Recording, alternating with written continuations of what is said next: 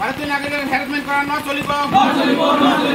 রিপোর্টারের নামে ভারতীয় নাগরিকের হ্যারাসমেন্ট করা ন চলিব কেইডিএফ জিন্দাবাদ কেইডিএফ জিন্দাবাদ ভারতীয় নাগরিকক বাংলাদেশের নামে হারাশাস্তি করা বন্ধ করো ভারতীয় নাগরিকক বাংলাদেশের নামে পুলিশের দ্বারা অত্যাচার বন্ধ করো বিজেপি সরকার হায় হায় স্বদেশী বাংলাদেশের নামে হারাশাস্তি করা ন চলিব We want justice. We want justice. We want justice. ভারতীয় নাগরিকক বাংলাদেশের নামে হারাশাস্তি করা বন্ধ করো আমাৰ অসমত যেভাবে বৰ্ডাৰ পুলিচে প্ৰকৃত ভাৰতীয় নাগৰিকক ধৰি নিমপিৰে ৰাতিৰ অন্ধকাৰত বাংলাদেশ বৰ্ডাৰৰ নোমেন্স ল্যান্ডত এৰি থৈ আহিছে তাৰ বিৰুদ্ধে আমি দলগতভাৱে প্ৰতিবাদ সাব্যস্ত কৰিছো গোটেই অসমতে এই প্ৰতিবাদ হৈ আছে আৰু বিভিন্ন ধৰণৰ আমাৰ ৰাজ্যপালক মেমৰেণ্ডাম দিয়া হৈছে আৰু কেইদিনমানৰ ভিতৰতে আমাৰ কেছ ফাইল কৰা হ'ব সুপ্ৰিম কোৰ্টত অহা কাইলৈ ৰাতিপুৱা মই আপোনালোকক জনাবলৈ পাই সুখী হৈছোঁ যে অহা কাইলৈ ৰাতিপুৱা AIDFৰ অধিবক্তাসকলৰ এটি দল দিল্লীলৈ গৈ আছে ইতিমধ্যে আমাৰ কেছ প্ৰিপেয়াৰ হৈ আছে will challenge the whole system foreigners ট্ৰিব্যুনেলত যেভাবে হয়তো বা বিচাৰ কৰাৰ ব্যৱস্থা কৰি কিনে মানুহক বিদেশী অথবা ভাৰতীয় ঘোষণা কৰাৰ ব্যৱস্থা আছে গোটেই সিস্টেমটোকে চেঞ্জ কৰিম কাৰণ বৰ্তমান যেটো হৈছে ইটস বিয়ন্ড ইমাজিনেশ্যন ব্ৰিটিছ যুগত আমি শুনিছিলোঁ যে মানুহক যিসকলে স্বাধীনতা সংগ্ৰামী আছিল তেওঁলোকক ধৰি কালাপানীত হেৰি কৰিছিলে শাস্তি দিবলৈ নিৰ্বাসন দিছিলে কিন্তু তাতো তেওঁলোকৰ থকা ব্যৱস্থা আছিলে খোৱা ব্যৱস্থা আছিলে অসুস্থ হ'লে কয়দীসকল ব্ৰিটিছ বিৰোধী কয়দীসকলৰ ডক্টৰ চিকিৎসাৰ ব্যৱস্থা আছিলে কিন্তু আজি ভাৰতৰ হেৰি কি কয় অসমৰ বৰ্ডাৰ পুলিচে ভাৰতীয় নাগৰিকক কি কৰিছে আপোনাৰ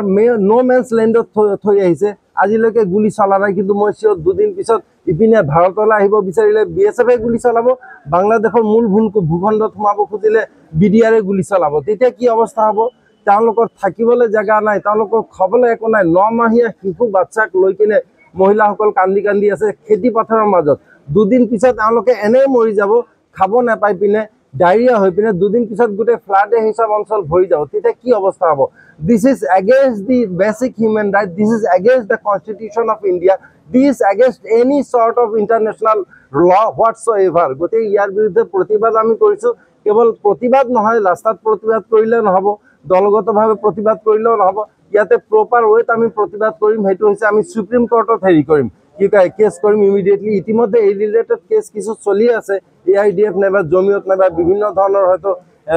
হেৰি ভিকটিম পাৰ্টিৰ দ্বাৰা সেই ধৰণে আমি আৰু কিছু কেছ কৰিবলৈ গৈ আছো আপোনালোকে চাব ইয়াৰ এটা ভাল ফল আশা কৰিম ইয়াৰ লগতে আমি আশা কৰিছো যে অসম গভৰ্ণমেণ্টে এই সমস্ত অমানৱীয় কাম বন্ধ কৰক ইতিমধ্যে আমি যোগাযোগ কৰিছো এছিয়ান হিউমেন ৰাইটছ ৱাচ নাইবা এমনেষ্টি ইণ্টাৰনেশ্যনেলৰ লগত তেওঁলোকৰ প্ৰতিনিধি দল আহিব তেওঁলোকে গোটেইখিনি খবৰ পায়ে আছে আমি অসমত হয়তো ভাবো যে কোনে খবৰখিনি নাজানিব মানুহকেইটাক লৈ কিনে নো মেন্স ল্যান্ডত থৈ আহিলে হ'ব কিন্তু গোটেই পৃথিৱীৰ মিডিয়া এট্ৰাকশন হৈছে আৰু ভাৰতৰ সন্মান ভুলণ্ঠিত হৈছে অসমৰ বৰ্ডাৰ পুলিচৰ এই কামৰ বাবে গতি আমি ভাবো যে এই সমস্ত স্বেচ্ছাচাৰী কামকাজ অনতি বিলম্বে বন্ধ কৰা হোক এজন বাংলাদেশীয় অসমত থকাটো আমি নিবিচাৰো কিন্তু বাংলাদেশীৰ নামত এজন ভাৰতীয় নাগৰিকক হাৰাশাস্তি কৰাটো আমি কেতিয়াও নিবিচাৰো